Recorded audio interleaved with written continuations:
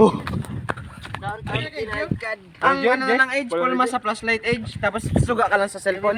ayan ang mga kalaon at hinanap ko na ang flashlight nang sa gayon ay aking ma-charge sapagkat kaming magbabarkada ay nagkayayaan na kami ay manghuhuli ng alikumo. Alright. At syempre kinuha ko na rin ang aking di bateriyang flashlight na nasa aking kama.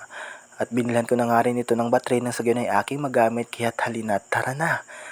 Tayo lalakad na. Ngayon ay gabi na nga at ako ay aalis na sa aming bahay upang pumunta doon sa aking mga kasamahan. Nagumpisa na nga ako sa aking paglalakad gamit-gamit ang isang payong dahil umuulan ngayon. Ito nga po pala ang aming daanan na kay putik-putik kapag umuulan ng malakas. Nakarating na nga tayo sa kalsada mga kalaon at patuloy pa rin ang pag-aambon kaya patuloy pa rin akong gumagamit ng aking payong. Maya-maya lang ay makakarating na ako sa aking patutunguhan. At heto na nga't kasama ko na ang dalawa sa aking mga kasamahan habang kami naglalakad papunta naman sa iba pa naming mga kasama na naghihintay doon sa amin sa kabilang bahay. Ayan at shoutout na rin sa aking mga kasamahan na handang-handa na at meron na talagang panangga para sa mga lamok habang kami ay mangunguha ng mga alimasag o alikumong tawagin dito sa amin. Ay na, tumungo na nga kami sa aming pupuntahan na kung saan doon kami mangunguhan ng mga alimasag. At ayan na po aking mga kasamahan, may mga dalang mga ilaw at flashlight lalong-laro na rin yung mga balde.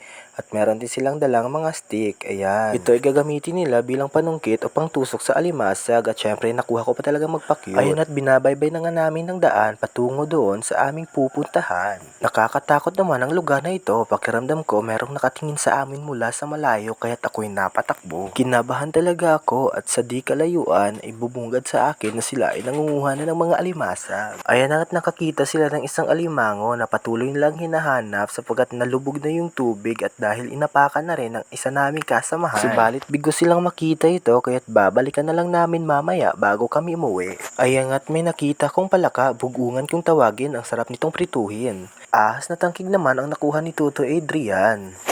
Pagbaguhan at kakakita mo pa lang talaga nito ay siguradong matatakot ka at maninindig ang mga balahibo mo. Peste din ito kung ituring sa mga palaisdaan sapagkat silang kumakain ng mga maliliit na isda, lalo na ng mga alagang bangus. Nagsikalat na nga ang mga grupo upang mas marami ang kanilang makuha. Habang kami namang dalawa ni Donnie ay nagvi-video kasi nga kami ay videographer.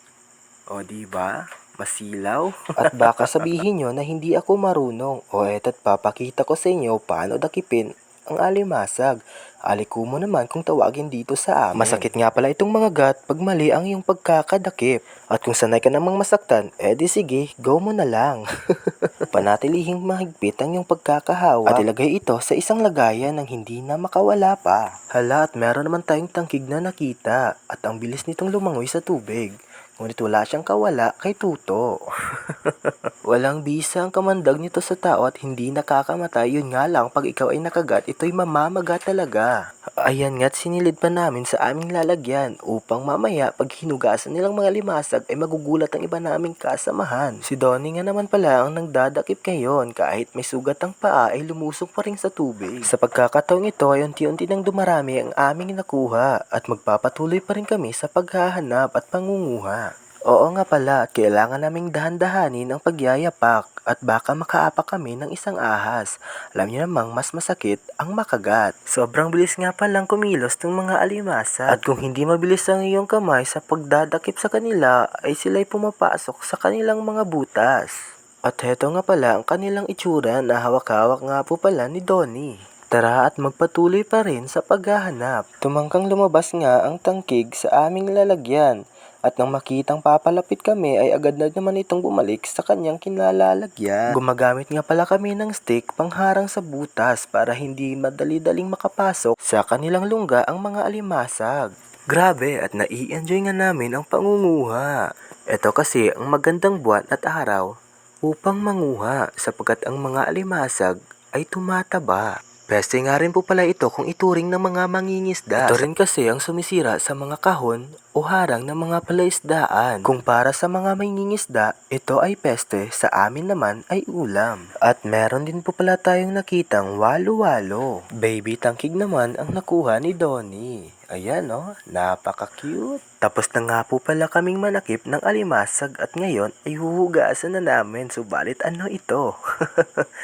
Grabe at nakakatakot naman at nakakagulat. Meron pa palang tangkig sa aming lalagyan. Heto't huhugasan na nga ni Brian.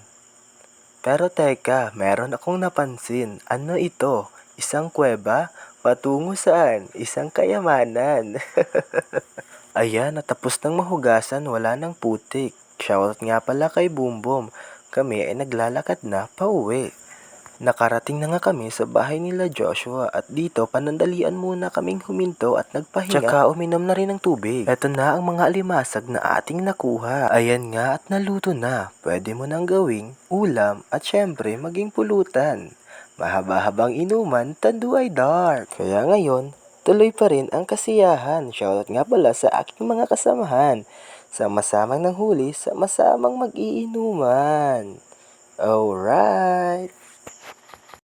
Okay, blappers, eh. Yuga? Ayo, tabuhi pang manog birds. Sige na. Ako abing chinilas ko to. Kami bago mang prank. Nan. Pasa di bam? Ay, abo, ano na? Boy! Taba lang among koleksyon, hindi lang ang limang. Hindi pa gambay may tangke dyan. May tangkit! Ay, abang! Bulwa! Alaga libre, buho pa bre, ah! Nakakapanada! Ay, abot ng mga ano ba? Damang ba?